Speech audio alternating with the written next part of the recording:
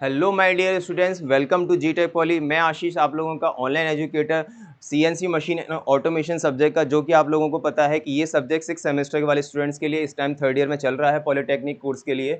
और पिछले कुछ दिनों से मैं देख रहा हूँ कि मेरे इस सब्जेक्ट की कुछ 4 वीडियोस अपलोड भी हुई हैं। आप लोगों के कहने पर ही ये सब्जेक्ट शुरू कराया गया था जी टेक पॉली यूट्यूब चैनल पर। आप लोगों ने बोला था कि 6 सेमेस्टर की कुछ सब्जेक्ट को चलाइए फ्री ऑफ कॉस्ट में। आप लोगों को पता है कि ये इसका कोई भी चार्ज नहीं लिया जा रहा है, ये फ्री ऑफ कॉस्ट आप लोगों को यूट्यूब पर प्रोवाइड कराया जा रहा है। लेकिन उन वीडियोस को अपलोड किया जा रहा है, कुछ बच्चे कमेंट्स भी कर रहे हैं, बहुत अच्छे कमेंट्स कर रहे हैं, उसके लिए मैं दिल से थैंक यू बोलता हूं कि बच्चों ने मुझे रिव्यू अच्छा दिया है। लेकिन कुछ बच्चे ऐसे हैं जिन्होंने कहा भी था कि सर काफ़ी टाइम से, लंबे समय से इस चैनल से जुड़े हुए हैं, उसके बाद भी आप लोगों ने इसको शेयर नहीं किया हुआ है, कमेंट्स उतने वे में नहीं आ रहे हैं जितने आने चाहिए। ठीक है बेटा, आप लोगों के कहने पर ये सब्जेक्ट चलाया गया था। ठीक है, CNC machine and automation second year में इस टाइम मेरा एक सब्जेक्ट चल रहा है, refrigeration and air conditioning mechanical, fourth semester के स्टूडेंट्स के लिए। तो मैं ये कहना चाह रहा हूँ कि वो सब्जेक्ट जो है, सेकंड ईयर वाले बच्चे अगर मुझे सुन रहे हैं, तो इस टाइम सेकंड ईयर का बेटा वो सब्जेक्ट जी टेक पॉली एप्लीकेशन पर चल रहा है। ठीक है, उसका बहुत मिनिमम चार्ज है, 199 रुपीज़ उसका चार्ज है।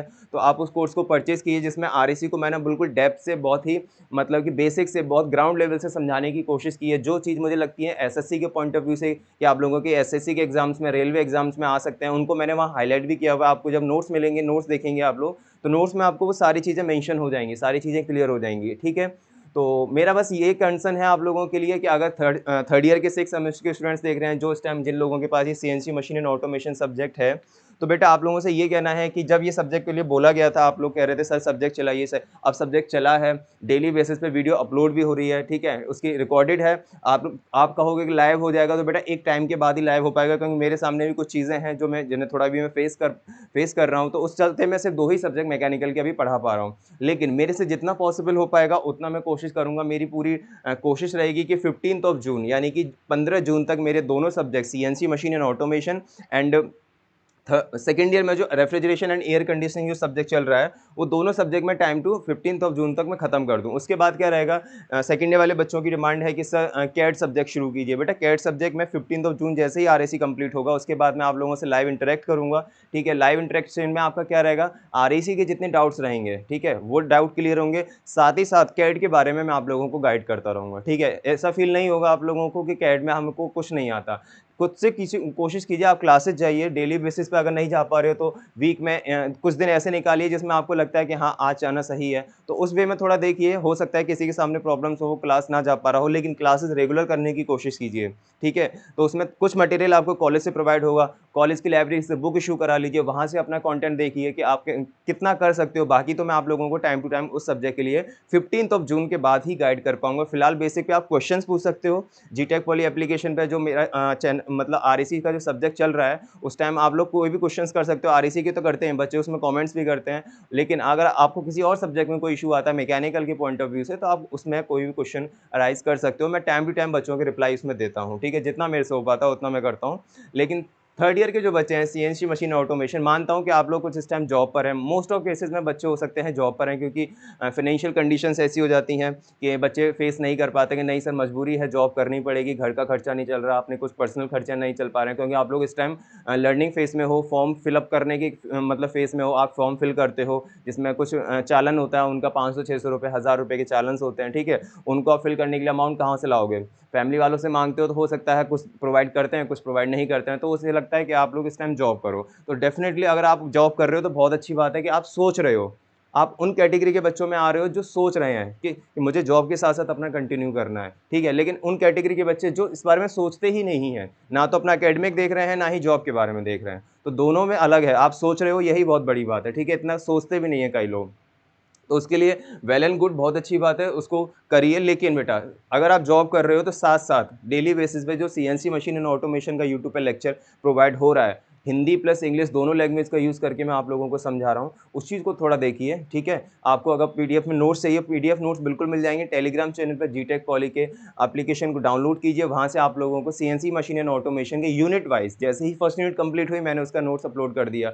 यूनिट 2 सेकंड कंप्लीट हुई, आज थोड़ा पार्ट उसका रह गया था यूनिट 2 का। ठीक है, 2-3 टॉपिक थे जो लास्ट लेक्चर्स में नहीं हो पाए थे, वो आज मैं कंप्लीट करके थर्ड यूनिट को शुरू कर दूंगा। ठीक है, कोशिश रहेगी कि थर्ड यूनिट को जल्दी से जल्दी खत्म करने की कोशिश करें। ठीक है, जैसे ही सेकंड यूनिट कंप्लीट आज हो जाएगी, टेलीग्राम चैनल पे आपका वो भी मतलब पीडीएफ रहेगा, वो अपलोड हो जाएगा। ठीक है, लेकिन जब तक आप रिस्पॉन्स नहीं दोगे फिर फ़ील नहीं आएगा, ना तो पढ़ने में आप लोगों को फ़ील आएगा, ना पढ़ाने में फ़ील आएगा, ठीक है? एक तरफ से मतलब मेहनत नहीं चलती है, दोनों तरफ से मेहनत चलती है। जब तक आप अपना रिस्पॉन्स पॉजिटिवली नहीं दिखाएँगे तो तब तक मुझे मोटिवेशन कैसे मिलेगा? आप सोचते हो कि मोटिवेशन कहाँ से आता है? बेटा आप लोगों से ही, आप लोगों की कमेंट्स के देखकर ही मोटिवेशंस मिलता है पढ़ाने का, ठीक है? जिससे ज़्यादा से ज़्यादा अच्छे तरीके से मैं आप लोगों को कंटेंट प्रोवाइड कर सकूँ, ठीक है? जहाँ पर आपको लगता है तो आप लोग कमेंट कीजिए कि सर ये ऐसे होता है, ऐसे करवाइएगा, थोड़ा हम लोगों को हेल्प हो जाएगी ये। तो बिल्कुल कमेंट्स तो कीजिए कम से कम, तभी तो मुझे रियलाइज़ होगा ना सारी चीज़ें कहाँ होनी चाहिए, कहाँ नहीं। अब हिंदी प्लस इंग्लिश का कुछ बच्चों ने कमेंट किया था कि सर कुछ डेफिनिशंस हैं जो हिंदी में लिखी हुई हैं, आप सर उसे है ना लिखवा के बताइए। अब बेटा खुद बताओ, जो डेफिनिशन अब 5 नंबर में क्वेश्चन आता है, आप लोगों को अच्छे से पता है। पैटर्न जो रहता है एग्ज़ाम का 5 नंबर का क्वेश्चन आता है। अब 5 नंबर में अगर कोई डेफिनिशन आती है, मान लीजिए सीएनसी मशीन क्या होती है? अब सीएनसी मशीन को मैं लिख के तो नहीं बता सकता।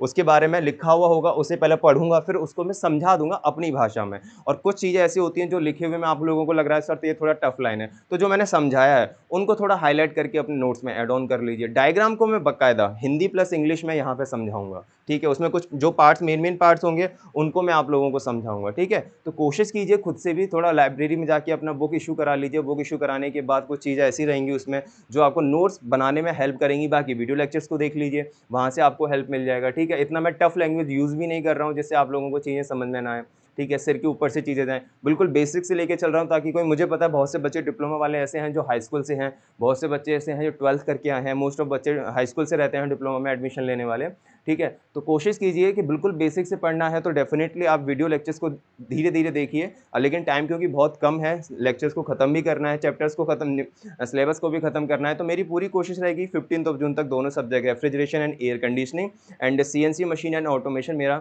15 जून तक ख़त्म हो जाए। उसके बाद आप लोगों से लाइव इंटरेक्शन होगा जिसमें आपके डाउट्स क्लियर किए जाएँगे, ठीक है? चलिए, शुरू करते हैं इसी तरीके से।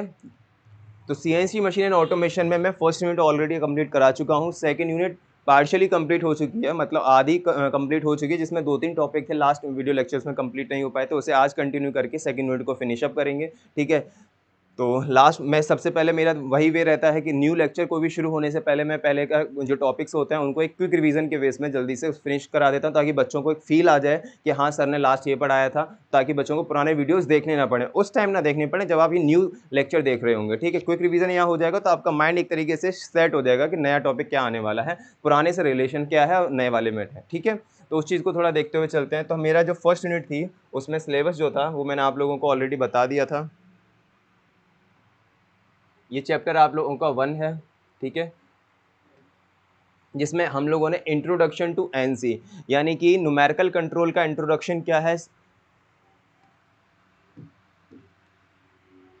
Introduction to NC numerical control का इंट्रोडक्शन क्या है, सीएनसी कंप्यूटर न्यूमेरिकल कंट्रोल का इंट्रोडक्शन क्या है and DNC direct numerical control का इंट्रोडक्शन क्या है, ठीक है? ये मैंने तीनों मशीन को विद डायग्राम अच्छी तरीके से समझा दिया था कि इन तीनों मशीन का बेसिक इंट्रोडक्शन क्या है, ठीक है? बेसिक इंट्रोडक्शन में सब तीनों को डायग्राम के थ्रू बताया था। उसके बाद इनका एडवांटेजेस, डिसएडवांटेजेस एंड एप्लीकेशंस यानी कि इनके लाभ, हानियाँ और इनके इंडस्ट्री में कहाँ-कहाँ अनुप्रयोग किए जा रहे हैं, कहाँ-कहाँ इनको यूज़ किया जा रहा है, ठीक है? तीनों मशीन्स को। ये तीनों ही मशीन जो है हमारी ऑटोमेटिक मशीन्स हैं, जो कि ऑटोमेशन में पढ़ी जाती हैं, ठीक है? लेक्चर को इस फर्स्ट यूनिट को जब मैंने शुरू कराया था तो मैंने सबसे पहले आप लोगों को ऑटोमेशन के बारे में ही बताया था कि ऑटोमेशन क्या होता है, ऑटोमेशन का इंडस्ट्री से क्या रोल है, ठीक है? दोनों में क्या कनेक्शन है और ऑटोमेशन कितने टाइप के हो सकते हैं। मैंने इनके बहुत अच्छे-अच्छे एग्जाम्पल भी आप लोगों को बहुत अच्छे से समझाए थे और एक ग्राफ चार्ट भी बताया था कि fixed automation, programmable automation and flexible automation, integrated automation इसमें कैसे-कैसे आता है। इसलिए मैंने सबसे पहले इन मशीन को शुरू करने से पहले ऑटोमेशन को मैंने खत्म कराया था, ठीक है? उसके बाद इन मशीन्स को मैंने पिक किया था। तो जैसे ही मशीन्स कंप्लीट हुई थी उसके बाद इनके, अब जब एनसी, सीएनसी, डीएनसी मशीन को बता रहा था तो उसी में मैंने एक टर्म बीच में यूज़ किया था, मशीन कंट्रोल यूनिट क्या होता है, जिसे हम लोग एमसीयूवी बोलते हैं। ये मशीन का ब्रेन होता है, जैसे कंप्यूटर का ब्रेन होता है सेंट्रल प्रोसेसिंग यूनिट यानी कि सीपीयू, उसी तरीके से ये मशीन का ब्रेन होता है, ऑटोमेटिक मशीन्स का ब्रेन होता है मशीन कंट्रोल यूनिट, ठीक है? इनपुट डिवाइसेस बताई थी कि इनपुट डिवाइसेस में कौन-कौन सी डिवाइसेस आती हैं, पंच कार्ड होता है, मैग्नेटिक टेप होता है, टेप रीडर होता है जिसमें होल्स की फॉर्म में डेटा स्टोर किया जाता है, ठीक है? और serial communication and Ethernet techniques. इसका क्या मतलब होता है? एनसी, सीएनसी, डीएनसी मशीन्स में अपने डेटा को एक स्थान से सेंडर से रिसीवर तक भेजने के लिए कुछ कम्युनिकेशन के मोड होते हैं, कुछ संचार के माध्यम होते हैं। उन संचार के माध्यम में हम डेटा को सेंडर से रिसीवर तक भेज पाते हैं। ठीक है, सेंडर से रिसीवर तक भेजने के लिए कुछ माध्यम होते हैं। वो कौन कौन से माध्यम थे? पहला माध्यम पैरेलल कम्युनिकेशन मैंने बताया था। ठीक है,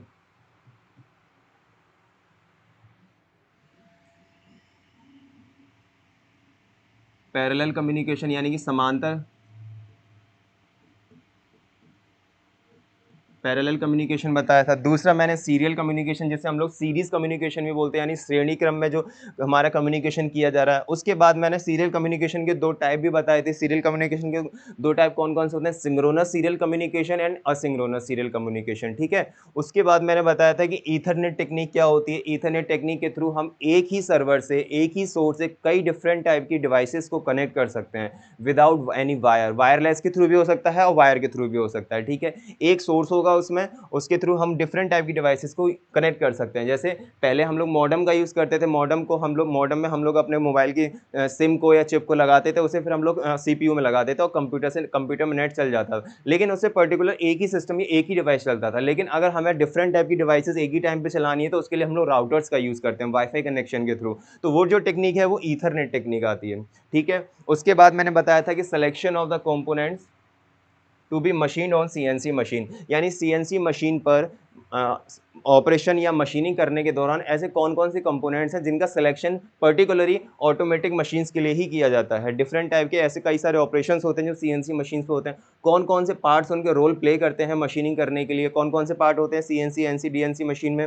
पहला मशीन कंट्रोल यूनिट होता है। ठीक है, टैप रीडर होता है, पंच कार्ड होता है, कंट्रोल यूनिट होती है, डिस्प्ले होती है। ठीक है, उसके बाद आप लोगों का कटिंग टूल होता है, जिसे हम लोग मशीन टूल भी बोल देते हैं। और एनसी मशीन में, क्योंकि हम लोगों का जो एनसी मशीन है उसमें हम लोग न्यूमेरिकल कंट्रोल होता है, कंप्यूटर होता नहीं है उसमें, तो हम लोग इसमें क्या यूज़ करते हैं? हम लोग पंच कार्ड या टैप रीडर का यूज़ करते हैं। लेकिन पंच कार्ड टैप रीडर को बार बार यूज़ करने की वजह से उसमें क्या होता, खराबी आने के चांसेस रहते हैं। हम लोगों को कोई भी जब नया डेटा स्टोर करना होता है या नया कोई एक्टिविटी परफॉर्म करानी होती है वर्कपीस के ऊपर कटिंग टूल से, तो हम लोगों को बार बार टैप रीडर को निकाल कर उसमें डेटा स्टोर करना पड़ता था। उसके बाद फिर से इसे इंस्टॉल मतलब कि ब्रेन में लगाना पड़ता था। तो इसमें क्या था, टाइम ज़्यादा जा रहा था। और इस केस में क्या हो रहा था, जब टाइम ज़्यादा जाता है तो हम लोगों की चीज़ें थोड़ी ख़राब होने की चांसेस ज़्यादा रहती हैं। तो इस चीज़ को थोड़ा अपडेट करने के लिए सीएनसी मशीन को बनाया गया। सीएनसी मशीन में कंप्यूटर मतलब कि जो डेटा को स्टोर करने के लिए हम लोग बार बार टैप रीडर का यूज़ नहीं करेंगे। एक ही बार उसमें कंप्यूटर में डेटा इंस्टॉल किया जाएगा, उसके बेहाव पे वो सीएनसी मशीन ऑपरेट की जाएगी। ठीक है, तो ये कुछ अपडेटेड फॉर्म रहे थे।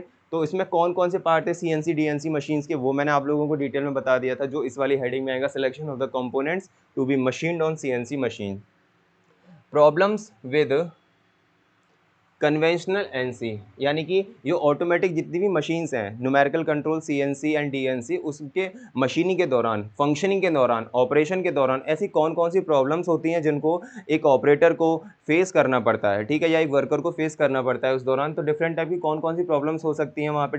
जब ऑपरेशन मशीनिंग होता है तो हीट जनरेशन होता है वर्क पीस और कटिंग टूल के बीच में, उस हीट जनरेशन को कैसे रिमूव किया जाएगा। डिफरेंट टाइप के सेंसर्स होते हैं, अगर वो प्रॉपर तरीके से सेंसर अलाइनमेंट में नहीं होंगे, यूज़ ढंग अगर सही तरीके से मेंटेनेंस में नहीं होंगे, तो किसी भी टाइप का एक्सीडेंट होते समय, किसी भी टाइप का इंसिडेंट या घटना होते समय हमें अलार्म या किसी के थ्रू नहीं पता पड़ेगा और वहाँ पे किसी एक्सीडेंट हो सकता है जिससे ऑपरेटर और मशीन दोनों ही अफेक्ट होंगी। तो ये कुछ टाइप की प्रॉब्लम्स होती हैं ऑटोमेशंस में, जो मैंने इसमें चैप्टर में डिटेल में बताया था। ठीक है, न्यू डेवलपमेंट इन एनसी। ठीक है, यानी कि जो न्यूमेरिकल कंट्रोल मशीन्स हैं, अगर इसका न्यू डेवलपमेंट कैसे किया जाएगा, यानी इसमें ऐसी कौन कौन सी चीज़ें ऐड ऑन की जाएँ जिसका एक नए स्तर पे विकास हो। ठीक है, नए स्तर पे विकास करने के लिए तो सीएनसी और डीएनसी मशीन बनाई गई थी। तो आप इस हेडिंग में सीएनसी और डीएनसी मशीन्स के बारे में भी कुछ ना कुछ पॉइंट्स को ऐड ऑन कर सकते हैं। ठीक है, उसके बाद आता है आपका axis identification, PLC control. PLC control को मैं ऑलरेडी बता चुका हूँ। एक्सेस आइडेंटिफिकेशन अभी मैंने ये टॉपिक छोड़ा हुआ है।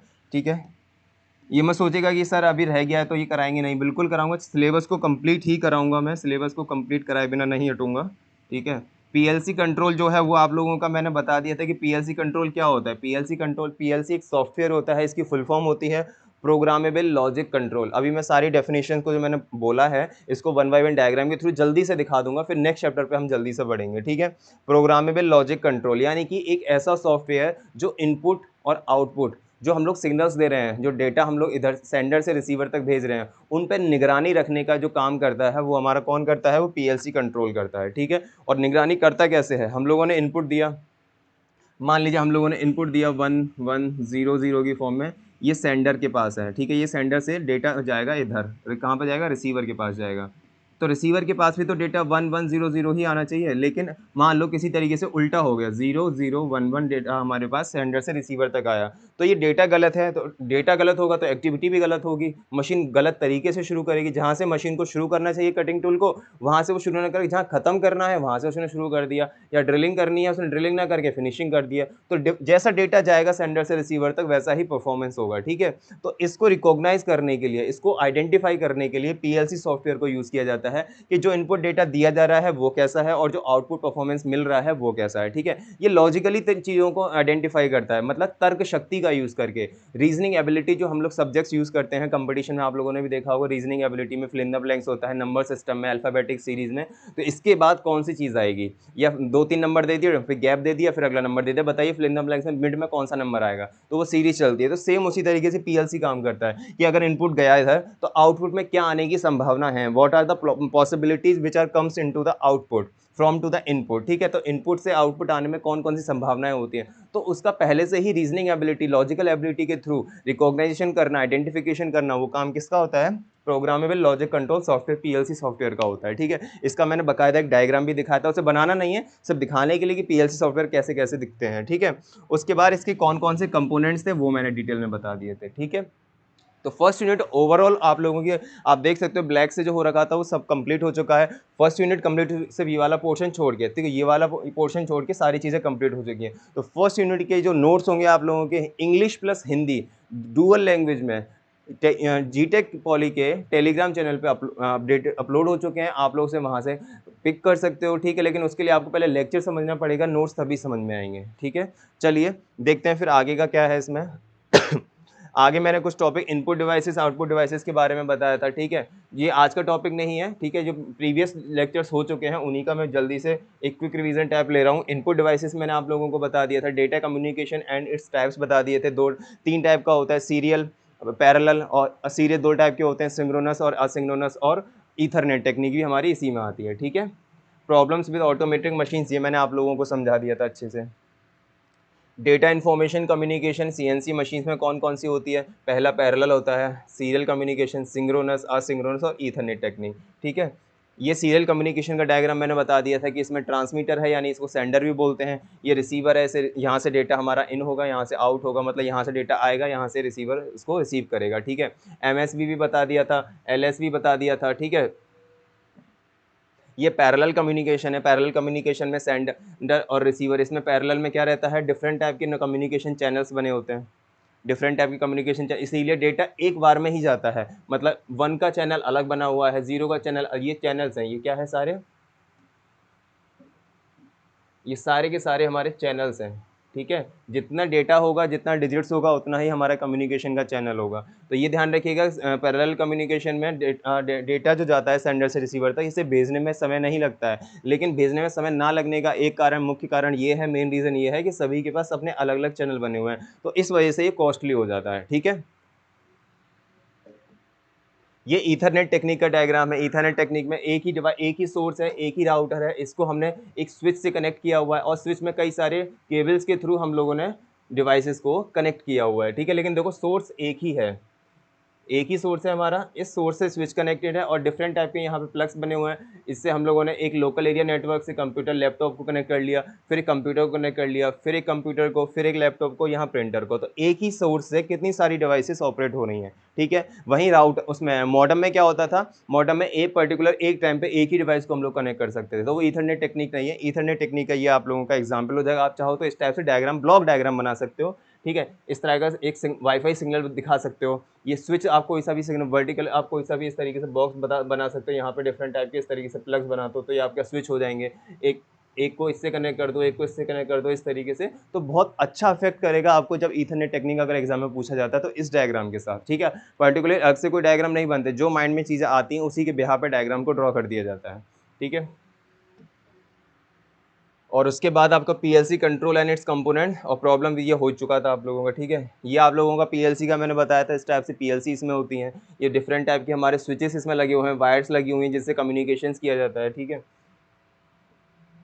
पीएलसी भी बता दिया था। अब बेटा ये देखो, ये एक बच्चे का कमेंट में रिप्लाई भी कर देता हूँ उसको, ये हिंदी में लिखा हुआ है। अब इसकी डेफिनेशन को आप लोग पहले पढ़ लो उसको, ठीक है। जो लैंग्वेज में समझाने का काम मेरा है यहाँ पे, लेकिन अब आप कहो कि पीएलसी को मैं लिख के बताऊँ, तो बेटा पीएलसी को इतनी डेफिनेशन लिखना संभव नहीं है, ठीक है ना। जो लिखा हुआ, ये मेरी खुद की हैंड राइटिंग में लिखा हुआ है, वर्ड पे मैंने टाइप किया हुआ है उसको, फिर मैंने यहाँ पे आप लोगों के सामने रखा हुआ है। ये खुद का ही है, अलग से कहीं से मैंने बुक से नहीं छापा है, ठीक है। आप लोग इस चीज़ को थोड़ा देखिए। तो अपनी लैंग्वेज में लिखने के बाद मैं आप लोगों को समझा पा रहा हूँ, ठीक है। पीएलसी की फुल फॉर्म वगैरह लगी। अब नोट्स में मतलब एग्जाम में ज़्यादा नंबर लाने के चांसेस कैसे बढ़ते हैं। अब पीएलसी के बारे में हम लोग बता रहे हैं, तो पीएलसी की डेफिनेशन जो है उसका सबसे पहले स्टार्टिंग कहाँ से होगा, उसकी फुल फॉर्म से। तो जब आप ये प्रोग्रामेबल लॉजिक कंट्रोल को लिखो, पीएलसी को लिखो, तो इसी को आप हाईलाइट कर दो, बॉक्स में नहीं बंद करना है, हाईलाइट कर दो। अगर ब्लू पेन से लिख रहे हो तो इसको ब्लैक पेन से लिखो, और ब्लैक से नहीं लिखना चाह रहे हो तो ब्लू से लिखने के बाद अंडरलाइन कर दो ब्लैक पेन से। यही सारी चीज़ें होती हैं जो एग्जाम में चीज़ों को हाईलाइट करने से आपको नंबर ज़्यादा देती हैं, ठीक है। तो ये मैंने पूरा लिखा हुआ है कि पीएलसी एक हमारा प्रोग्राम लॉजिक कंट्रोल है, एक औद्योगिक कंप्यूटर यानी इंडस्ट्रियल कंप्यूटर का एक कंट्रोलिंग सिस्टम है। तो आप इसे डिटेल में पढ़ लीजिएगा, ऑलरेडी लेक्चर इसके ऊपर मैंने प्रोवाइड कर दिया है, आपको मिल जाएगा। आप गूगल पे यूट्यूब पे जाके इतना देख सकते हैं, ठीक है। नेक्स्ट हमारा है कंपोनेंट्स ऑफ द पीएलसी। कौन कौन से कंपोनेंट्स से पीएलसी को पावर सप्लाई किस टाइप की दी जाती है, उसमें प्रोसेसर कौन सा है, माइक्रो प्रोसेसर उसमें हम लोग यूज़ करते हैं, माइक्रो प्रोसेसर बेस्ड होता है हमारा पीएलसी, ठीक है। इनपुट और आउटपुट डिवाइसेस कौन कौन सी इसमें रहती हैं हमारी, कम्युनिकेशन कौन कौन सा होता है, कम्युनिकेशन के माध्यम यानी मीडिया कौन कौन से हैं, और रिडंडेंसी। रिडंडेंसी जो होता है अतिरिक्तता, इसे हिंदी में हम लोग बोलते हैं। रिडंडेंसी को हम लोग हिंदी में अतिरिक्तता बोलते हैं। मतलब कई सारी डिफरेंट टाइप की एक्टिविटी ऐसी होती हैं, मतलब मशीनिंग प्रोसेस के दौरान ऑटोमेशन में, जो जिनकी हमें कोई नीड नहीं होती है। नीड नहीं होगी तो डेफिनेटली वो हम लोगों का जो वर्किंग टाइम है, जो प्रोडक्शन टाइम है, उसमें ज़्यादा इन्वॉल्व करेंगे। तो उनको कैसे हटाया जाएगा, तो उसके लिए हम लोग रिडंडेंसी सॉफ्टवेयर का यूज़ करते हैं। कई पीएलसी अनावश्यक संचालन यानी कि जो हमें नहीं चाहिए, अनवांटेड, ठीक है, अनवांटेड संचालन के लिए कॉन्फ़िगर करने में सक्षम है। कॉन्फ़िग का मतलब होता है आकलन करने में, जांचने में, आइडेंटिफाई करने के लिए, कॉन्फ़िगरेशन कर या क्लासिफाई करने के लिए कि एक ही चीज़ को कितनी बार रिपीट किया गया है, उसको अलग-अलग कैसे दिखाया जाएगा, में सक्षम है, जिसमें एक प्रोसेसर दूसरे का बैकअप लेता है, ठीक है। इस अवस्था के लिए अक्सर रिडंडेंसी मॉड्यूल का यूज़ किया जाता है। तो रिडंडेंसी एक मॉड्यूल है जिसमें मैंने आप लोगों को ये बताया, ये ये जितने भी पार्ट्स हैं ये सारे मॉड्यूल के बेस पे काम करते हैं। पावर सप्लाई का module, processor module, input output module, communication module और रिडंडेंसी मॉड्यूल, ठीक है। तो ये मॉड्यूल के बेस पे काम करते हैं, जिसके ऊपर एक लेक्चर को ऑलरेडी कंप्लीट हो चुका है, आप उसे समझिए, ठीक है। चैप्टर 2 जो था कंस्ट्रक्शनल डिटेल्स एंड टूलिंग था, कि मतलब मशीन जो है, ऑटोमेशन जो मशीन्स हैं उसका कंस्ट्रक्शनल डिटेल क्या कैसे कैसे किया जाता है, ठीक है, कि उसकी संरचना में कौन कौन से पार्ट्स हैं जो रोल प्ले करते हैं, कौन कौन से पार्ट्स रोल प्ले करते हैं। और टूलिंग का मतलब जो सीएनसी एनसी मशीन्स में जो हम लोगों के मॉडर्न टूल्स यूज़ किए जाते हैं वो कितने टाइप के होते हैं, किन मटेरियल्स के बने होते हैं, और उनकी क्या क्या खासियत या विशेषताएं उनकी होती हैं, ठीक है। तो हमारा इसमें पहला टॉपिक क्या था, कंस्ट्रक्शनल डिटेल्स एंड टूलिंग हमारे चैप्टर का नाम है, जिसमें फर्स्ट है डिज़ाइन फीचर्स। डिज़ाइन फीचर्स में कौन कौन सी चीज़ें आती हैं ऑटोमेशन मशीन्स में, ठीक है, वो मैंने आप लोगों को लेक्चर में बता दिया। स्पेसिफिकेशन चार्ट ये मैंने आप लोगों को ऑलरेडी लेक्चर में बता दिया है। मतलब जो डिज़ाइन फीचर्स हैं उसमें जो जो चीज़ें हैं, जैसे कि हम लोगों का स्ट्रेंथ, फ्लेक्सिबिलिटी, लुब्रिकेशन, कूलेंट, और भी कई और फ्रिक्शन को कम करने के लिए, पावर और उसकी स्ट्रेंथ को बढ़ाने के लिए, कॉस्ट को कम करने के लिए, कई सारी चीज़ें हैं। अगर आप उसे एक है ना चार्ट की फॉर्म में या टेबल की फॉर्म में अगर आप उसे दिखाओगे, तो वो आप लोगों का specification chart of the CNC machine में आ जाएगा, ठीक है। तो मतलब ये क्वेश्चन और ये क्वेश्चन में कोई ज़्यादा बड़ा फ़र्क नहीं है, दोनों को ही एक ही भाषा में अलग अलग तरीके से पूछा गया है, ठीक है। Use of slide ways. Slide ways का क्या मतलब होता है, balls, rollers and coatings. Coatings का मतलब तो आप लोग समझते हो कि कोटिंग में क्या होता है। कोटिंग किसी की सरफेस की क्यों जाती है, फ्रिक्शन को कम करने के लिए और लाइफ को बढ़ाने के लिए। हम लोग भी घरों में पेंट वगैरह करते हैं, तो वो एक तरह की लेयर चढ़ाना कोटिंग ही तो होती है, ताकि वो चीज़ उसकी लाइफ और ज़्यादा बढ़ जाए, ठीक है। तो वही चीज़ है इसमें, slide base balls roller. Slide base का क्या मतलब होता है, जब किसी भी कटिंग टूल को जब एक पोजीशन से दूसरी जब पोजीशन तक या वर्क पीस तक जाना होता है कटिंग करने के लिए, तो वो जिस सरफेस पर चलता है, ठीक है, उसकी सरफेस के बीच में और टूल की सरफेस के बीच में क्या होता है, फ्रिक्शन जनरेशन होता है। फ्रिक्शन जनरेट होने की वजह से वहाँ पे क्या होता है, हीट जनरेट होती है। और उस हीट को कैसे कम किया जाएगा, अगर या तो हम उसका जो मीडियम है, दो चीज़ें होती हैं, अगर मैं किसी पर्टिकुलर चीज़ को, ये मेरा कोई ऑब्जेक्ट है, ठीक है, इस पर मेरा कटिंग टूल इस तरीके से लगा हुआ है और इसकी जो सरफेस है वो हॉरिजॉन्टल है, ठीक है, सिर्फ यहाँ पे किस तरीके का कांटेक्ट हो रहा है, सरफेस कांटेक्ट हो रहा है यहाँ पे। ये जो कांटेक्ट है, ये कौन सा, ये कलर दिख रहा है आप लोगों को, ये सरफेस कांटेक्ट है। आप लोगों ने टॉम में ज़रूर पढ़ा होगा कि सरफेस कांटेक्ट और लाइन कांटेक्ट, पॉइंट कांटेक्ट क्या क्या होता है। तो ये सरफेस को कांटेक्ट में ले रहा है, ठीक है, और ज़्यादा सरफेस कांटेक्ट में होने की वजह से फ्रिक्शन भी ज़्यादा होगा। अगर यही ऑब्जेक्ट, मान लो ये मेरा टूल हो गया, ठीक है, और ये मेरा टूल होल्डर हो गया। अब टूल होल्डर किसी न किसी सरफेस पे तो रखा होगा, ऐसे थोड़ी हवा में लटका हुआ होगा, किसी न किसी सरफेस पे रखा होगा। तो ये सरफेस जब है ना कटिंग टूल जो है वर्क पीस के पास कटिंग ऑपरेशन को करने के लिए जाएगा, तो उस दौरान क्या होगा, सरफेस के बीच में फ्रिक्शंस क्रिएट होंगे। तो फ्रिक्शन ज़्यादा ना हो, कम से कम फ्रिक्शन को कम करने के लिए हम लोग है ना यहाँ पे ना स्लाइड वेज का यूज़ करते हैं या बॉल्स या रोलर्स का यूज़ करते हैं, ठीक है। तो उसमें क्या होगा, अगर यही सरफेस जो है, क्योंकि सरफेस कॉन्टैक्ट हो रहा है, तो सरफेस कॉन्टैक्ट होने की वजह से फ्रिक्शन ज़्यादा होगा। अगर मैं इसी सरफेस को बॉल्स या रोलर्स में बदल दूं, ठीक है, यानी कि किसी भी ऑब्जेक्ट को एक स्थान से दूसरे स्थान तक ले जाने के लिए या ट्रांसपोर्टेशन करने के लिए अगर मैं उसमें बॉल बेयरिंग्स या रोलर्स का यूज़ कर दूं, तो उसको मुझे खिसकाने में आसानी होगी ना। आप खुद देखिए, किसी भी चीज़ को आप लोगों को धक्का मारने में, पुश करने में ज़्यादा आसानी होगी, या उस चीज़ को है ना लुढ़काते हुए ले जाना, यानी बॉल की तरह ले जाना। सिलेंडर को हम लोग ले जाते हैं, तो सिलेंडर को हम लोग अगर वर्टिकली पोजीशन पर उठा के अगर लेके जाएंगे, तो उसमें हम लोगों को ज़्यादा एफर्ट देना पड़ेगा, ज़्यादा प्रयास करना पड़ेगा। वहीं अगर हम सिलेंडर को सरफेस पे लिटा दें और फिर अगर उस पे है ना, मतलब कि उसे, जैसे हम लोग बहुत से लोगों लात मारते हुए, मतलब पैर से करते हुए उसे ले जाते हैं, तो वो आसानी है, उसमें हम लोगों को कम एफर्ट देना पड़ता है। तो सेम कॉन्सेप्ट यहीं पर है। तो स्लाइड वेज बॉल्स और रोलर्स में वही कॉन्सेप्ट आता है कि अगर उसकी सरफेस, मगर कटिंग टूल होल्डर को और सरफेस के बीच में अगर बॉल्स या रोलर्स का यूज़ करेंगे, तो वहाँ पे हमारा फ्रिक्शन और हीट जनरेशन के चांसेस कम हो जाएंगे, ठीक है। और अगर जहाँ पे हीट जनरेशन फ्रिक्शन ज़्यादा होता है, तो उस केस में हम लोग कोटिंग का यूज़ करते हैं, ठीक है। कुछ ऐसे मटेरियल्स का यूज़ करते हैं, जैसे हम लोग प्राइमर वगैरह का यूज़ करते हैं अपने घरों में कोटिंग करने के लिए, उसी तरीके से यहाँ पे हम लोग कोटिंग्स का यूज़ करते हैं। डिफरेंट टाइप के केमिकल्स, मटेरियल्स का यूज़ करते हैं, जिनको मिला के बनाया जाता है, ठीक है, वो कोटिंग में यूज़ होता है। उसके बाद आता है आप लोगों का motor and lead screw. Motor and lead screw में क्या रहता है, लीड स्क्रू मैंने आप लोगों को बताया था। आप लोग जब नॉर्मली हम लोगों ने जो लेथ मशीन वर्कशॉप में ऑपरेट की है, जब हम लोगों ने पढ़ा है, आप लोग पढ़ रहे हो, आप लोगों ने वर्कशॉप फर्स्ट ईयर में करी होगी, सेकंड ईयर में भी, थर्ड ईयर में भी आप लोगों ने देखा होगा। तो लेथ मशीन में एक लीड स्क्रू होता है, जिसके ऊपर थ्रेड्स कटी हुई होती हैं, ठीक है। वो तब यूज़ किया जाता है जब मशीन को ऑटोमेटिक किया जाता है, जब लेथ मशीन को ऑपरेट करने के लिए या लेथ मशीन के ऊपर चूड़ियाँ काटने के लिए, थ्रेड्स काटने के लिए, जब मशीन को ऑटोमेटिक किया जाता है, तो हम लोग मशीन को लीड स्क्रू पे ऑपरेट कराते हैं, ठीक है। लीड स्क्रू को हम लोग XYZ आइडेंटिफिकेशन, वहाँ पे हम लोगों का एक है ना जैक लगा होता है, जैक के थ्रू हम मशीन को फिक्स कर देते हैं, और फिक्स करने के बाद सिर्फ लीड स्क्रू ही ऑपरेट होगा, हम लोगों को मशीन को ऑपरेट नहीं करना हो। तो उस केस में लेथ मशीन को ऑटोमेटिक किया जा सकता है, ठीक है, जब चूड़ियाँ काटने का होता है। मोटर कौन कौन सी यूज़ होती हैं, डिफरेंट टाइप, देखो ऑटोमेशन में मेनली हम लोग दो टाइप की मोटर्स का यूज़ करते हैं, या तो वो इलेक्ट्रिक ड्राइव मोटर होंगी या वो हाइड्रोलिक ड्राइव मोटर होंगी। यानी इलेक्ट्रिक ड्राइव में मैं इसको भी आज थोड़ा डिटेल में बताऊंगा, क्योंकि लास्ट लेक्चर में मोटर वाला टॉपिक आप लोगों का नहीं हुआ था, तो मैं मोटर के बारे में बता दूंगा। मोस्टली सर्वो मोटर्स का यूज़ करते हैं, ठीक है। मेनली दो प्रकार की मोटर यूज़ होती है। कौन कौन सी होती है वो मोटर, दो प्रकार की। एक तो होती है हाइड्रोलिक ड्राइव मोटर। हाइड्रोलिक का क्या मतलब होता है, जिसमें हम किसी फ्लूइड का यूज़ करते हैं, ठीक है। और एक होती है इलेक्ट्रिक ड्राइव मोटर, जिसमें हम लोग इलेक्ट्रिकल एनर्जी इनपुट के फॉर्म में देते हैं। तो इनको भी मैं आज डिटेल में आप लोगों को समझा दूंगा मोटर क्या है, ठीक है। स्वाफ रिमूवल सेफ्टी बहुत अच्छे से मैंने आप लोगों को बता दिया कि स्वाफ रिमूवल क्या होता है। इसको हम लोग चिप्स भी बोलते हैं। ऑपरेशन या मशीनिंग करने के दौरान डिफरेंट टाइप के चिप्स ऐसे होते हैं, ये जो वहीं वर्कपीस की सरफेस पे या कटिंग टूल की सरफेस पे या जो मशीन है उसके बेड के ऊपर या उसकी सरफेस के ऊपर वहाँ इकट्ठा होते चले जाते हैं। तो एक है ना कचरा टाइप, मतलब एक गार्बेज टाइप वहाँ पे इकट्ठा होता चला जाता है, जो ऑपरेशन करने के दौरान प्रॉब्लम्स क्रिएट कर सकता है, ठीक है। तो उसमें क्या होता है, हम लोगों को वहाँ पे बार बार मतलब जो हमारा कचरा है या फिर जो स्वार्फ है, जो चिप्स है, उसे हटाना पड़ता है। तो उस केस के लिए हम लोग क्या करते हैं, एक वहाँ टेक्नोलॉजी का यूज़ करते हैं, जिसको हम लोग बोलते हैं स्वार्फ रिमूवल टेक्निक। उसमें क्या होता है सॉफ्ट मूवल टेक्निक में, हम लोग उसमें ग्रेविटेशनल फोर्स का यूज़ करते हुए मशीन के बेड को हॉरिजॉन्टल ना करके वर्टिकल कर देते हैं। तो जैसे ही चिप्स आएगा तो वर्टिकल चेंबर में गिरेगा और ग्रेविटेशनल फोर्स की वजह से वहाँ इकट्ठा नहीं हो पाएगा, वो नीचे वहाँ पे कंटेनर में एक जगह जाके इकट्ठा हो जाएगा, ठीक है। तो वहाँ पे हमें बार बार वर्कपीस को या सरफेस को साफ नहीं करना पड़ेगा। चिप्स निकला, वर्टिकल चेंबर से गया और एक जगह जाके इकट्ठा हो गया। उसका मैंने आप लोगों को डायग्राम भी लेक्चर में बता दिया था, ठीक है।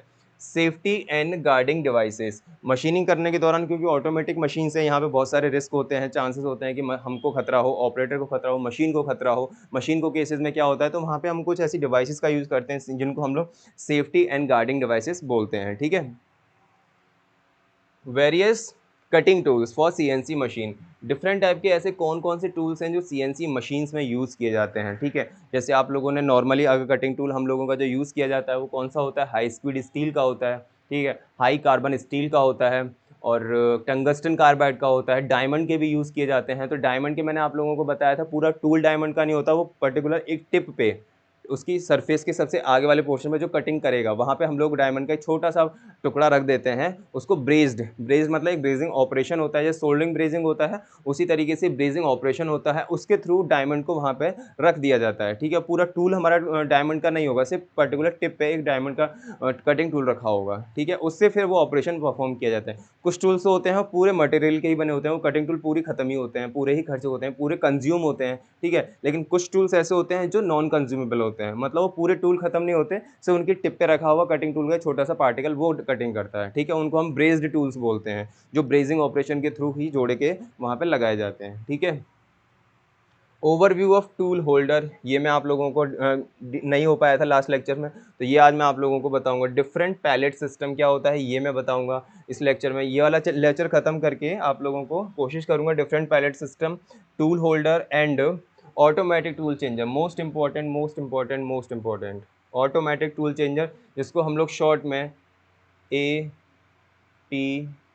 भी बोलते हैं। ऑटोमेटिक टूल चेंजर ATC, ठीक है। और management of a tool room, यानी कि जो कटिंग टूल है, कटिंग टूल जो वर्कपीस की कटिंग कर रहा है, ठीक है, उसको हम कैसे मैनेज करेंगे कि हमारा जो कटिंग टूल है, ऐसा होता है कि जो कटिंग टूल होता है सीएनसी मशीन में वो मतलब टूल मैगजीन में लगे होते हैं। टूल मैगजीन में एक बार में कई सारे टूल्स को एक साथ ऑपरेट किया जा सकता है। जिस टूल की नीड होती है वर्कपीस के ऊपर कटिंग करने के लिए, वो टूल वहाँ टूल मैगजीन से उतरेगा, ठीक है। और वही स्लाइड वेज के थ्रू वो वर्कपीस के पास जाएगा, ठीक है। अब वो स्लाइड वेज कोई सी भी हो सकती है, बॉल्स फॉर्म में हो सकती है, रोलर्स फॉर्म में हो सकती है, वो वर्कपीस के पास जाएगा, कटिंग करेगा, ठीक है। जैसे ही हम लोगों का वो ऑपरेशन परफॉर्म होगा, मशीनिंग कंप्लीट होगी, वो वर्क जो कटिंग टूल होगा वापस टूल मैगजीन में जाके लग जाएगा और डिफरेंट फिर अलग टाइप का टूल, जैसे मान लो ड्रिलिंग करना है तो ड्रिलिंग पहले टूल आ जाएगा, फिर फिनिशिंग टूल आ जाएगा। तो इस तरीके से हमारा क्या होता है वहाँ पे और management of the tool room में यह काम किया जाता है कि किस टाइम पे किस टाइप के टूल की नीड है, वो टाइम पर वहाँ पे वर्कपीस की सरफेस के पास पहुँच जाए, वेट ना करना पड़े वर्कपीस को, ठीक है। तो ये मैं आज आप लोगों को ये वाला मैं सारी चीज़ें बता दूंगा। तो ओवरऑल आप लोगों का जो था ऑटोमेटिक टूल चेंजर आप लोगों का ये है, ठीक है। तो और अब बेटा देखो मैंने हिंदी प्लस इंग्लिश दोनों में लिखा हुआ है, ठीक है। कुछ बेसिक लाइन लिखा हुआ है, बाकी आप लोगों का पूरा कंटेंट जो होगा वो नोट्स में मिल जाएगा आप लोगों को। टेलीग्राम पे जाइए, जीटेक पॉली चैनल को वहाँ पे देखिएगा, सर्च कीजिए तो आप लोगों को सीएनसी मशीन एंड ऑटोमेशन के फर्स्ट यूनिट के नोट्स अलग मिलेंगे, सेकंड यूनिट जो कि कंप्लीट हो जाएगी आज इस लेक्चर में, तो सेकंड यूनिट के नोट्स आप लोगों को अलग मिल जाएंगे, ठीक है। हिंदी प्लस इंग्लिश दोनों को कंबाइन करके मैंने उसमें लिखा हुआ वही लैंग्वेज, जैसे मैंने लिखा है वही लैंग्वेज आप लोग एग्जाम में यूज़ कीजिए, अच्छे मार्क्स मिलेंगे। डायग्राम को ज़्यादा से ज़्यादा बनाने की कोशिश कीजिए, ठीक है। तो पढ़ते हैं ऑटोमेटिक टूल चेंजर, जिसको हम लोग सॉरी ऑटोमेटिक टूल चेंजर को हम लोग शॉर्ट में, आप लोगों को हो सकता है ऑटोमेटिक टूल चेंजर ना आके एटीसी आ जाए सिर्फ, कि what do you mean by ATC या एटीसी से आप क्या समझते हैं, ठीक है। एटीसी सिर्फ आप लोगों से पूछ रहे, तो आप लोग वहाँ डाउट मत रहिएगा, देख लीजिएगा हाँ सर ने एटीसी को बताया था शॉर्ट में, उसकी फुल फॉर्म होती है ऑटोमेटिक टूल चेंजर, ठीक है। तो एन ऑटो इंग्लिश वालों के लिए N automatic tool changer improves the production and tool carrying capacity. पहली लाइन कि जो एक ऑटोमेटिक टूल चेंजर है वो इम्प्रूव करता है प्रोडक्शन को, यानी जो उत्पादन हमारा मशीन कर रही है उसके प्रोडक्शन को इम्प्रूव करता है, ठीक है। कैसे इम्प्रूव करता है अभी बताऊंगा। And tool carrying capacity, tool carrying capacity की सहायता से हमारा जो प्रोडक्शन मशीन कर रही है उसकी दशा को, उसकी कंडीशन को इम्प्रूव करता है। एक तो नॉर्मल लेथ मशीन होती है जो हम लोग मैनुअली ऑपरेट करते हैं, जैसा ऑपरेशन परफॉर्म करना होता है वैसा टूल हमें वहाँ बार-बार लगाना पड़ता है, ठीक है? कटिंग करनी है तो कटिंग टूल लगाएँगे, ड्रिलिंग करनी है तो ड्रिलिंग टूल लगाएँगे, तो मतलब हमें बार-बार चेंज करना पड़ता है। तो उसमें क्या होता है, कटिंग टूल बार-बार चेंज करना पड़ रहा है, नट बोल्ट से उसको खोलना पड़ रहा है, फिर उसे कसना पड़ रहा है, तो इसमें टाइम ज़्यादा जा रहा है। तो अगर हम इस चीज़ को ऑटोमैटिक कर दें, मतलब टूल जैसे हमें चाहिए वैसा ऑटोमैटिक वर्कपीस की सरफेस के पास पहुँच जाए, तो इसके लिए जिस डिवाइस का यूज़ किया जाता है वो डिवाइस होती है ऑटोमैटिक टूल चेंजर, जिसकी सहायता से टाइम कम होने की वजह से प्रोडक्शन की जो एक्टिविटी है, प्रोडक्शन का जो रेट है वो क्या हो जाएगा? बढ़ जाएगा। प्रोडक्शन रेट हमारा बढ़ जाएगा, ठीक है? यानी कि हमारे प्रोडक्शन जहाँ पे हमारे 2 वर्क पीस बन रहे थे, अब बनेंगे 20 वर्क पीस, ठीक है? इस तरीके से आप समझ सकते हो। जहाँ हम पहले नॉर्मल लेथ मशीन पे 2 वर्क पीस को ही फिनिश कर पा रहे थे, अब ऑटोमेटिक टूल चेंजर की हेल्प से टूल टाइम पे पहुँचेगा कटिंग करने के लिए, तो वहाँ पर अब 2 की जगह 20 वर्क पीस एक बार में बन पा रहे हैं, ठीक है? 200 बन पा रहे हैं, तो वो क्या होगा, प्रोडक्शन रेट हमारा बढ़ेगा एंड टूल कैरिंग कैपेसिटी, बार-बार टूल को चेंज नहीं कर पाएँगे, तो उसकी जो कैपेसिटी है, जो क्षमता है बार-बार टूल को अपने पास वर्क पीस की सरफेस तक पहुँचने की, वो इम्प्रूव हो जाएगी, ठीक है? आई होप आप लोगों को ईज़ी लैंग्वेज में मैंने लिखा हुआ है, तो आप लोग 1-2 लाइन खुद ऐड ऑन कर सकते हो। जैसे कैसे? मैं आप लोगों को एग्ज़ाम में ज़्यादा मार्क्स लेने की हिंट भी साथ-साथ देते चल रहा हूँ। Production and tool carrying capacity, आप इसको 2 लाइन में लिख सकते हो। ये तो मैंने पैराग्राफ के फॉर्म में लिखा है। तो पहले आप लोग एटीसी को थोड़ा डिफाइन कर दीजिए, थोड़ा बेसिक इंट्रोडक्शन दे दीजिए कि नॉर्मल लेथ मशीन में ये होता है, सीएनसी मशीन में ये करने के लिए एक डिवाइस का यूज़ किया जाता है, जिसे ऑटोमेटिक टूल चेंजर बोलते हैं। इसकी फुल फॉर्म मतलब एटीसी बोलते हैं, इसकी full form automatic tool changer है, ठीक है? ये लिखने के बाद अब इन हेल्प मतलब पैराग्राफ्स को पॉइंट्स की फॉर्म में लिखिए। तो पहला पॉइंट तो आप लोगों का ये हो जाएगा कि इसका पूर्ण नाम ऑटोमेटिक टूल चेंजर है। दूसरा पॉइंट क्या हो जाएगा कि इसकी जो प्रोडक्शन रेट है या उत्पादन करने की जो दर है, वो कितनी हो जाएगी? उत्पादन करने की दर बढ़ जाती है। उत्पादन करने की दर बढ़ेगी तो उत्पादन करने का जो समय है वो ऑटोमेटिक कम हो जाएगा। दूसरा पॉइंट, तीसरा पॉइंट, नॉर्मल लेथ मशीन में वर्कपीस के ऊपर डिफरेंट टाइप के ऑपरेशंस करने के लिए बार-बार टूल को बदलना पड़ता था, जिसमें समय की हानि होती थी। लेकिन सीएनसी या ऑटोमेशन मशीन्स में ऑटोमेटिक टूल चेंजर का यूज़ करने के साथ-साथ करने के दौरान इस समय की हानि को बचाया जा सकता है और प्रोडक्शन की रेट को बढ़ाकर वर्कपीस की सरफेस को एक उच्चता यानी कि एक एफिशिएंट सरफेस को हम लोग प्राप्त कर सकते हैं। तो इन्हीं पॉइंट्स को थोड़ा आप लोग 5-5 6-6 पॉइंट्स लिखिए, अपने आप दिमाग में आता जाएगा। करना क्या है, पहले डेफिनेशन को पढ़िए, उसके बाद पॉइंट्स अब वो देखो 4 लाइनें हैं, लेकिन मैंने आप लोगों को कम से कम 4 से 5 पॉइंट्स बता दिए। तो यही 5 पॉइंट्स आप लोगों को एग्ज़ाम में लिखने हैं। किसी भी चीज़ की डेफिनेशन अगर आती है, आपको एग्ज़ाम लिखने का तरीका मैं बता रहा हूँ। अगर किसी की भी डेफिनेशन आती है, सबसे पहले आप हेडिंग इंट्रोडक्शन डाल के 4 से 5 लाइन या 6 से 7 लाइन उसके बारे में लिखिए कि ये एग्ज़ैक्टली मसला क्या है। उसके बाद लिखने के बाद इसको समझने के लिए निम्न बिंदु निम्न प्रकार से हैं। To understand this particular topic the following points are as the given points are as following, ठीक है? दिए हुए बिंदु कुछ इस प्रकार है। अब उसी को पॉइंट्स की फॉर्म में लिख दीजिए। बात खत्म। मिले अच्छे नंबर, 5 में से 4, साढ़े 4 नंबर मिलते हैं। और अगर तुम्हें लगता है कि इसका मुझे डायग्राम बनाने से भी हो सकता है मेरे पास टाइम है, डायग्राम बना सकता हूँ, तो बिल्कुल बिंदास डायग्राम बनाइए, क्या ही दिक्कत है उसमें। तो आप लोगों को अच्छे मार्क्स इस तरीके से मिलते हैं। सिर्फ रट्टाफिकेशन, रामायण, महाभारत लिखने से नंबर अच्छे नहीं मिलते हैं। पता नहीं आजकल बच्चे कौन-कौन से तरीके यूज़ कर रहे हैं नंबर अच्छे लाने के लिए। कोई तरीका अच्छा नहीं होता, 17-18 नंबर ही ला पाओगे। लेकिन आपको अगर एक थ्योरी जैसे सब्जेक्ट में, थ्योरेटिकल जैसे सब्जेक्ट में अगर मार्क्स स्कोर करने हैं न्यूमेरिकल सब्जेक्ट जैसे, तो डायग्राम्स ज़्यादा से ज़्यादा बनाइए। पैराग्राफ लिखो, फिर पैराग्राफ के बाद पॉइंट्स में ज़्यादा से ज़्यादा लिखिए। तो पॉइंट्स में क्या रखें तो गैप होता है, पेज भी आपका जल्दी भरेगा। पेज भरने का मतलब मैं ये नहीं कह रहा आप लोगों को गलत डायरेक्शन में जाओगे, पेज भरना है आप लोगों को एग्जाम में। पेज भरने का मतलब है एक क्वेश्चन को आप लोग कम से कम 2 पेज में तो लिखोगे, तो 2 पेज में आप लोगों को पॉइंट्स ज़्यादा से ज़्यादा मिल जाएँगे लिखने के लिए। उसके बाद उसका डायग्राम बना दीजिए, ठीक है? तो आप लोगों के आराम से 2 ढाई पेज कवर हो जाएँगे। उसके बाद क्या आता है? Of a CNC machine by changing tools very quickly. वही आ गया ना, क्विकली मैंने आप लोगों को बताया था कि क्विकली बहुत तेजी से समय की इसमें बचत होती है। Without the help of manual operator, किसी भी प्रकार के मैनुअल ऑपरेटर की हेल्प लिए बिना, किसी भी प्रकार के मैनुअल ऑपरेटर का यूज़ करे बिना ऑटोमेटिक कटिंग टूल क्या हो जाएगा, चेंज हो जाएगा वर्कपीस की रिक्वायरमेंट के अकॉर्डिंग। जैसे ही हम लोगों ने मतलब इनपुट डिवाइस में इनपुट दिया होगा, मतलब डेटा दिया होगा और प्रोग्रामिंग सेट किया होगा, उस हिसाब से कटिंग टूल एक पर्टिकुलर टाइम में वहाँ पे आ जाएगा, ठीक है? तो यही सारी चीज़ें हैं, करते हुए आप लोगों को एक एटीसी के बारे में पढ़ना है without the help of manual operator, ठीक है? तो पॉइंट्स के फॉर्म में लिखिएगा, नंबर अच्छे मिलेंगे।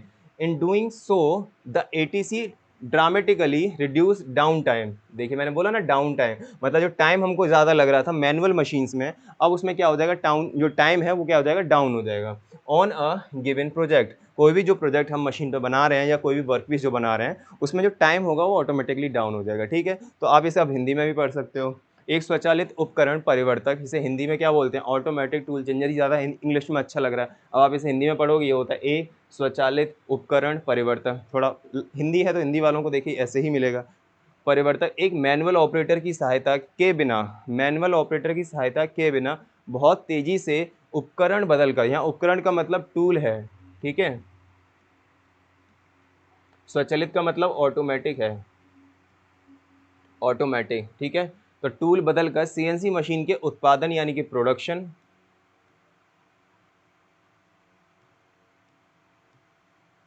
प्रोडक्शन और उपकरण वहन क्षमता, यानी उपकरण वहन क्षमता का क्या मतलब था यहाँ पे, tool carrying capacity, tool carrying capacity में सुधार करता है, ठीक है। ऐसा करने में एटीसी यानी कि ऑटोमेटिक टूल चेंजर किसी दिए गए प्रोजेक्ट यानी कोई भी वर्क पीस हो सकता है जिसके ऊपर आप मशीनिंग कर रहे हो सीएनसी मशीन से, प्रोजेक्ट पर नाटकीय रूप से डाउन टाइम कम कर सकता है। ड्रामेटिकली का मतलब होता है नाटकीय रूप से, ठीक है, डाउन टाइम कम कर सकता है। जो भी हमारा जो भी एक वर्क पीस को नॉर्मल लेथ मशीन पर, सेंटर लेथ मशीन में परफॉर्म करने के लिए 1 घंटा लग रहा था, वही हम लोगों का काम 10 मिनट में कंप्लीट हो जाएगा। क्यों? क्योंकि टूल बदलने में जो हम लोगों को समय लग रहा था, वो टूल बदलने में अब समय नहीं लगेगा, ठीक है। जैसा टूल हमें परफॉर्म करना होगा वैसा automatic tool changer tool magazine से वहाँ से टूल तक पहुँचा देगा।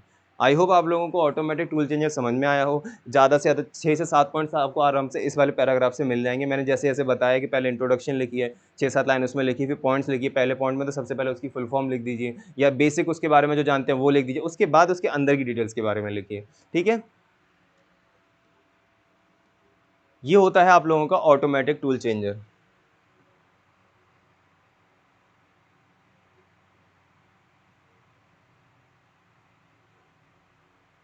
ठीक है।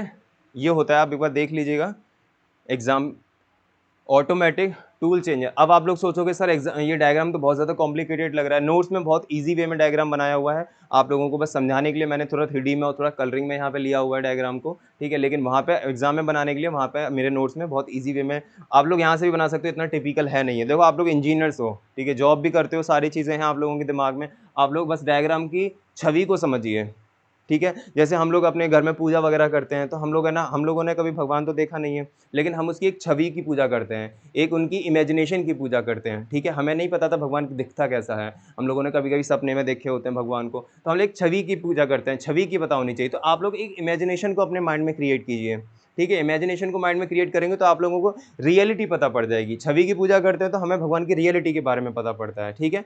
बाकी मेरा अलग कोई ऐसा इंटेंशन नहीं है, आप लोगों को सिर्फ पढ़ाई पे ध्यान रखना है, इधर-उधर की बातों में बिल्कुल ध्यान नहीं रखना है, क्योंकि आप लोग स्टूडेंट हो और स्टूडेंट का मेन मतलब सिर्फ अपनी पढ़ाई से होना चाहिए। बाकी इधर क्या हो रहा है, उधर क्या हो रहा है, उससे कोई मतलब नहीं चाहिए। बाकी हाँ, थोड़ा डिजिटली होना चाहिए, इतना भी डिजिटल मत हो जाइए कि पूरी तरीके से आप लोग डिजिटल पे डिपेंड हो जाओ।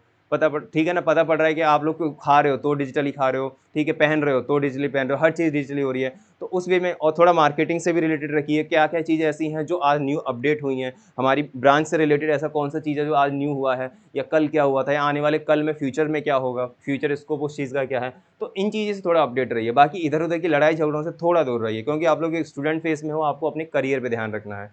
करियर ठीक रहेगा तो आप चीज़ों को आगे सुधार पाओगे, आने वाली जनरेशन को सुधार पाओगे, ठीक है। तो उस चीज़ को थोड़ा ध्यान रखिए। तो ऑटोमेटिक टूल चेंजर का ये डायग्राम है, ठीक है, जिसमें नंबर 1 है, नंबर 1 मैं बता देता हूँ क्या है, सर्कुलर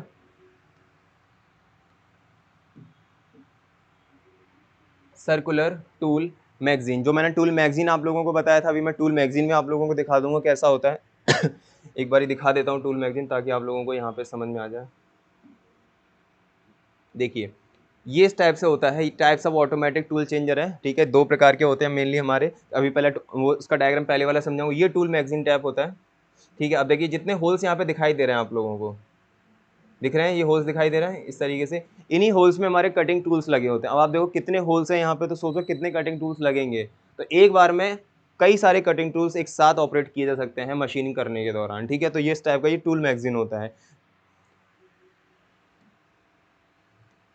हाँ, तो सर्कुलर टूल मैगज़ीन, तो यहाँ पर क्या है, नंबर 1 पे ये वाली जो डिस्क है हमारी, ये वाली जो डिस्क है, ये हमारी सर्कुलर शेप में है, इसीलिए गोलाकार शेप में है, तो ये circular tool magazine. Tool magazine वो होता है जहाँ पे एक जैसे मैगज़ीन होती है, पत्रिका होती है हमारे घरों में जो आती है अखबार में, कभी-कभी रूपाइन के नाम से आती है ना, पत्रिका दर्पण के नाम से आती है, प्रतियोगिता दर्पण के नाम से आती है, तो वो मैगजीन्स होती हैं, ठीक है। तो मैगजीन्स का मेनली बाहर वाला कवर और अंदर वाले जितने पेजेस होते हैं, तो अंदर वाले जितने पेजेस हैं वो क्या है आप लोगों के, वो टूल्स हैं, नंबर ऑफ टूल्स हैं जो लगे हुए हैं, 1 2 3 4 5 6 डिफरेंट टाइप के टूल्स लगे हुए हैं। लेकिन जो बाहर वाला कवर है वो मैगजीन का मेन कवर है, वो ये है आप लोगों का सर्कुलर, ठीक है। तो ये मैगजीन का मेन कवर और अंदर वाले पेजेस हमारे कटिंग टूल्स हो जाएंगे, आप इस वे में समझ सकते हो, ठीक है। दूसरा क्या है, जो पॉइंट 2 है, पॉइंट 2 थोड़ा वहाँ से कटा हुआ है, पॉइंट 2 जो है इस तरीके से, तो पॉइंट 2 को मैंने यहाँ लिखा हुआ है स्प्रिंग फॉर्मिंग पैनल। यहाँ पे ये क्या है, ये इसको ऑपरेट करने के लिए जब टूल को अपनी पोजीशन से वापस लाना है और टूल को अपनी पोजीशन से हटाने का काम ये स्प्रिंग के थ्रू होता है, ठीक है। जैसे आप लोगों ने ना टोम में पढ़ा होगा, थ्योरी ऑफ मशीन में कैम फॉलोवर होता है,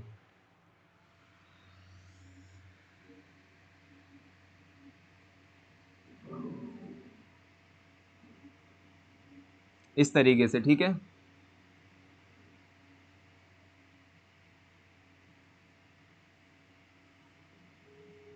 जैसे जैसे ये घूमेगा वैसे वैसे हमारा यहाँ पे वाल्व, यहाँ पे हमारा स्प्रिंग, ये स्प्रिंग के थ्रू कनेक्ट होता है, ये स्प्रिंग होती है हमारी, ठीक है। सॉरी, ये कैम होता है एंड ये फॉलोवर होता है,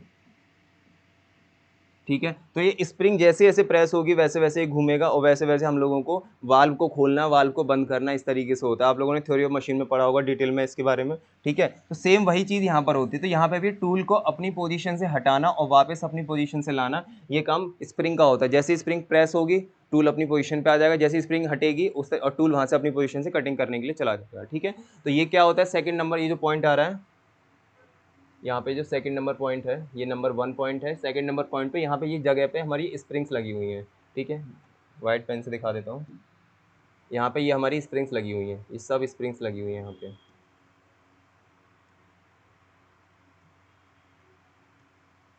जितने कटिंग टूल्स होंगे, ठीक है। तो ये हमारी क्या लगी हुई हैं, ये स्प्रिंग्स लगी हुई हैं। तो इन स्प्रिंग के थ्रू हमारा टूल हटना और वापस आना होता है। तो इस पॉइंट को क्या बोलते हैं, पॉइंट 2 को स्प्रिंग फॉर्मिंग पैनल, ठीक है। ये स्प्रिंग फॉर्मिंग पैनल है। तीसरा क्या है हमारा,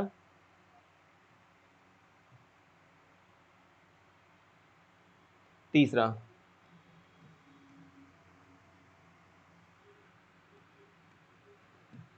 तो तीसरा क्या था हमारा, इसे बोलते हैं tool automatic tool changer arm, ठीक है। ये थोड़ा कट गया है, मैं लिख देता हूँ यहाँ पे, ताकि आप लोग जब इस डायग्राम को इमेजिनेशन करके, इमेजिन करके बनाओ, तो आप लोग यहाँ से नाम लोग, तो वरना नोट्स में तो आपको सब कुछ मिल ही जाएगा। ऑटोमेटिक टूल चेंजर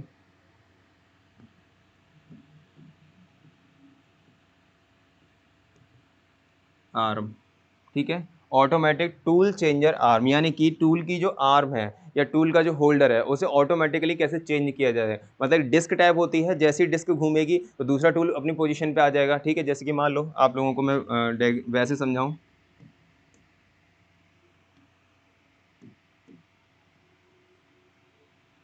इसकी हर एक सरफेस पे डिफरेंट टाइप के कटिंग टूल्स लगे हुए हैं, ठीक है। और ऑपरेशन मुझे परफॉर्म करना है सिर्फ इतने पोर्शन पे, इतने पोर्शन पे मुझे ऑपरेशन परफॉर्म करना है, ठीक है। तो पहले मुझे ड्रिलिंग ऑपरेशन करना है, ठीक है। उसके बाद बोरिंग करनी है, उसके बाद कटिंग करनी है। तो इस टाइप के मेरे पास 3 टाइप के टूल्स होंगे, drilling tool, boring tool and cutting tool. तो सबसे पहले ड्रिलिंग करना होगा, तो ड्रिलिंग करूंगा तो मेरा ड्रिल टूल यहाँ पर आ जाएगा और ये कटिंग मतलब ड्रिलिंग होल को कर देगा, ठीक है। अब इस आर्म को, ये ड्रिलिंग टूल की जो आर्म है, इसे दोबारा से चेंज करके मुझे बोरिंग टूल लाना होगा। तो यहाँ पे क्या है, ये वाली जो आर्म है, ये वाली जो आर्म है, ये वाली, ये है ऑटोमेटिक टूल चेंजर आर्म, यानी कि टूल को ऑटोमेटिक चेंज करने की जो आर्म होती है, जिससे हमारा टूल होल्डर या टूल पैनल जो कनेक्ट होता है वो ऑटोमेटिक टूल चेंजर आर्म होती है, ठीक है। तो ये ऑटोमेटिक टूल चेंजर आर्म, इसे सिग्नल मिलेगा, इस आर्म, ये इस डिस्क को घुमा देगा और डिस्क को जैसे घुमाएगा तो अगला, ये पहला नंबर टूल था, ये दूसरा नंबर टूल है, तो दूसरा नंबर टूल यहाँ पर आ जाएगा, ये इस वाले पोजीशन थर्ड नंबर पे आ जाएगा। तो इस तरीके से हमारे ऑटोमेटिक टूल चेंजर आर्म की हेल्प से जो टूल का होल्डर है वो चेंज होता है, अपनी पोजीशन को चेंज करता है, और डिजायरेबल टूल जो हम लोगों को कटिंग करने के लिए चाहिए होता है वो टूल यहाँ पे हम लोग इसे लगा देते हैं, ठीक है। तो मेनली ये हम लोगों का रहता है कि टूल मतलब किस तरीके से हम लोगों को ऑटोमेटेड टूल चेंजर रहते हैं। मैं अब इसके टाइप्स बता देता हूँ ऑटोमेटिक। आई होप आप लोगों को डायग्राम समझ में आ गया। तो हम इसमें आप लोगों को सिर्फ मेनली 3 चीज़ें दिखानी है, ठीक है? कौन-कौन सी चीज़ें दिखानी है? एक तो आप लोगों को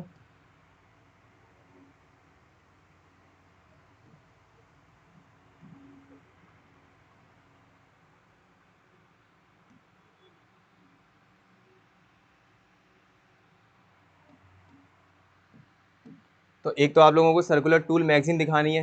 एक सर्कल बनाना, उसमें ना डिफरेंट टाइप के होल्डर्स दिखा देना और होल्डर्स में डिफरेंट टाइप के टूल्स दिखा देना और उसमें नेमिंग कर देना कि ये कटिंग टूल है, ये ड्रिलिंग टूल है, ये बोरिंग टूल है। उसको डिफरेंट टाइप की स्प्रिंग से जोड़ देना। ये आप लोग 1, 2, 3, 4, 5, 6, 7, 8 स्प्रिंग लगेंगी, लेकिन आप 8 ना जोड़ के 4 स्प्रिंग जोड़ दीजिए। जैसा आप लोगों को ठीक लगे उस बेहा पे वो स्प्रिंग को जोड़ दीजिए, ठीक है? और एक पर्टिकुलर स्प्रिंग को ऑटोमेटिक टूल चेंजर आर्म से जोड़ दीजिए। ये 3-4 चीज़ें दिखा दीजिए और इनको एक बेस पे रख दीजिए। ये इनका बेस हो जाएगा, ठीक है? इस बेस पे रख दीजिए, जैसे बेस रखा हुआ है।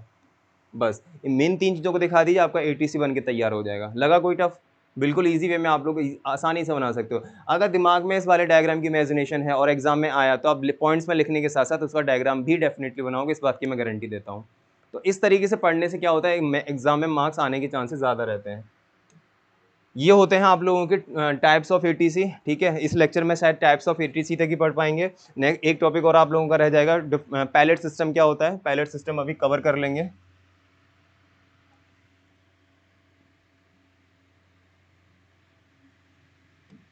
ठीक है? पैलेट सिस्टम क्या होता है वो नेक्स्ट लेक्चर में कोशिश करेंगे कवर अप करने की। तो टाइप्स ऑफ एटीसी में आप देख लीजिए, there are generally 2 types of automatic tool changers. पहला होता है रोटरी टाइप, ये पहला नंबर है, ये नंबर 1 है, ठीक है? नंबर 1। एंड दूसरा है लीनियर स्टाइल। और पहला मतलब रोटरी स्टाइल है। ये देखो रोटी माने कि सर्कुलर भी इसमें है, सर्कुलर डिस्क में है। ये हमारी सर्कुलर डिस्क है, गोलाकार डिस्क है ये हमारी।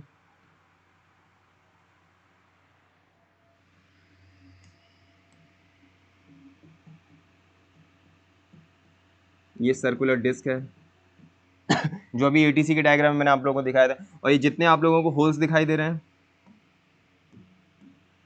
ये होल्स दिखाई दे रहे हैं आप लोगों को, ठीक है? इसमें क्या लगेगा, आपका टूल्स लगेगा। ये नंबरिंग की हुई है यहाँ पे, 1 से शुरू होता है। यहाँ पे देखो 1, 2, 3, 4, 5, 6 इस तरीके से टोटल नंबर ऑफ कितने लगे हुए हैं, 24 तक हैं। तो 24 इसमें टूल्स लग सकते हैं, ठीक है? एक बार में 24 टूल्स लग सकते हैं। जैसी रिक्वायरमेंट होगी ये डिस्क घूम जाएगी और वो कटिंग टूल वर्कपीस के पास पहुँच जाएगा कटिंग करने के लिए, ठीक है? तो ये रोटरी टाइप है, ये घूमने के साथ इसमें टूल चेंज होते हैं। ये लीनियर है। लीनियर का मतलब क्या है, देखो घूम तो ये भी रहा है, ये भी हमारा ये ऊपर नीचे है, यानी कि इस तरीके से इस तरीके से मोशन करेगा। यानी कि इस तरीके से चलेगा, ठीक है? तो ये हमारा क्या हो जाएगा, लीनियर, क्योंकि ये लीनियरली चल रहा है। देखो लीनियर नहीं चल रहा है, ये डिस्प्लेसमेंट कर रहा है, अपनी जगह पे गति को चेंज कर रहा है, तो ये लीनियर में आ जाएगा। रेखीय गति कर रहा है मतलब, और ये वृत्तीय गति कर रहा था, क्योंकि देखो इसका सेंटर और ये वृत्तीय गति कर रहा है। सबका अपना अपना एक अलग सेंटर यहाँ टूल से डिसाइडेड है। तो ये रोटरी में आ जाएगा, ठीक है? इसमें कुछ ऐसा नहीं है, इसमें क्या है, रेखीय गति करेगा टूल हमारा। यहाँ से यार देखो सीधे सीधे चल रहा है, सीधे सीधे चल रहा है, सीधे सीधे चल रहा है, फिर इसके बाद सीधे सीधे चलेगा। तो ये लीनियर टाइप में आ जाएगा, ठीक है? जो इसमें लिखा हुआ है which very in the number of tools present with in the changer. यहाँ पे डिफरेंट टाइप के टूल्स होते हैं जो टाइम टू टाइम वर्कपीस की कटिंग के दौरान वेरी करते हैं, ठीक है? आई होप आप लोगों को ऑटोमेटिक टूल चेंजर और अब तक का फर्स्ट और सेकंड यूनिट में जितना मैंने इस लेक्चर में ओवरऑल कंप्लीट करवा दिया है, इसके नोट्स आप लोगों को प्रॉपर मिल जाएंगे। अभी इसमें एक टॉपिक आप लोगों का रह गया है, डिफरेंट पैलेट सिस्टम क्या होता है, और एक मोटर वाला टॉपिक कि मोटर क्या होती है, सीएनसी मशीन में कितने टाइप्स की होती हैं और उनका क्या क्या यूज़ है, ठीक है? तो आप लोग पढ़ते रहिए, कोशिश कीजिए ज़्यादा से ज़्यादा लेक्चर को शेयर कीजिए, चैनल को सब्सक्राइब कीजिए, ठीक है? नेक्स्ट मैं जैसे ही आप लोगों से जुड़ूंगा, मैं नेक्स्ट लेक्चर में आप लोगों का जो लास्ट टॉपिक है उसे खत्म करा के सेकंड यूनिट को कंप्लीट कराऊंगा और कोशिश करूंगा थर्ड यूनिट उसमें शुरू करवा दूं, ठीक है? तब तक के लिए thank you very much for watching the जीटेक poly channel. Take care, bye bye.